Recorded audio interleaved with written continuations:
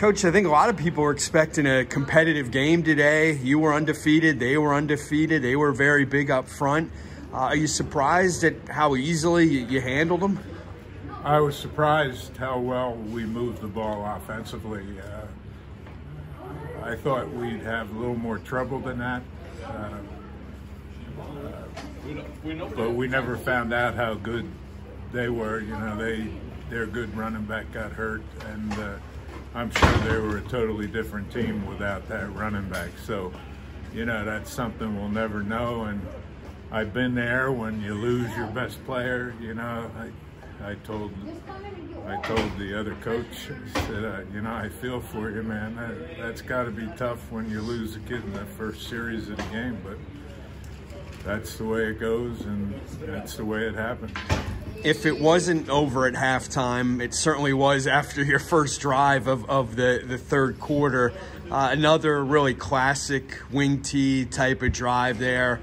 Did you feel at that point that you were in firm control? You took 6.5 minutes off the clock there and got another touchdown.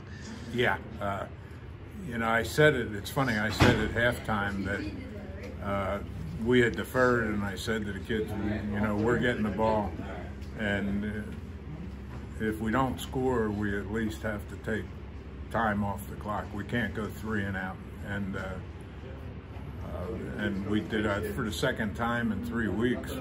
We took 6, 7 minutes off the clock with the first drive and scored, you know, on top of it. So that's demoralizing to an opponent when they can't get the ball back and they give up a score besides. So you know, I like to score from distance, don't get me wrong, but those long drives that you're just pounding the ball and moving the chains, that's demoralizing.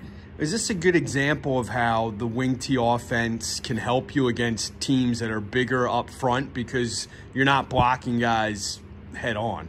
Yeah, and I should say up front that we're not small, so I shouldn't, you know, make that claim, but yeah, we block angles. We don't.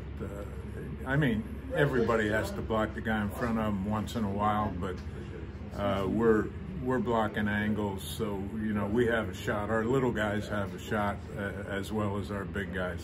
Did you think coming in that the sweep was going to be a big play for you today? I know Eisenhower's one touchdown run, he could have crawled into the end zone, and there was no one out there on the edge for them defensively, and he ended up with over 130 yards in this game. Really? I didn't know that. Yeah. We caught him early we had trips formations where we were running our jet sweep, and our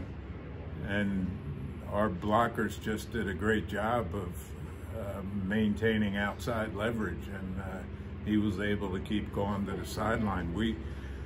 You know, the old wing tee counter sweep is an alley play, but the jet sweep, we want to get to the sideline, and we did some of both today, but we were very good at the jet sweep, and our linemen did a great job getting to the edge with the blocking on the jet sweep. I know Javen made some blocks, you know, going out of bounds. So, you know, we did a nice job at that today.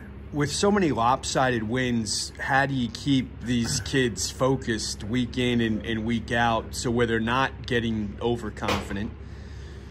I think we do a pretty good job making them feel not overconfident. You know,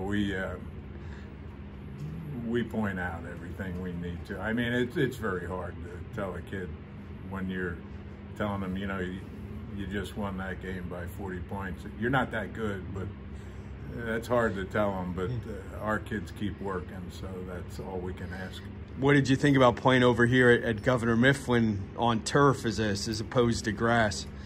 Well, I'd have rather been home, but you know, this is great. Really nice facility. I think we're 12-0 here. You know, they're very hospitable to us, and it's a 5-minute ride. So it's pretty much a home game. Well, thanks for your time and good luck in the semifinals. Thanks.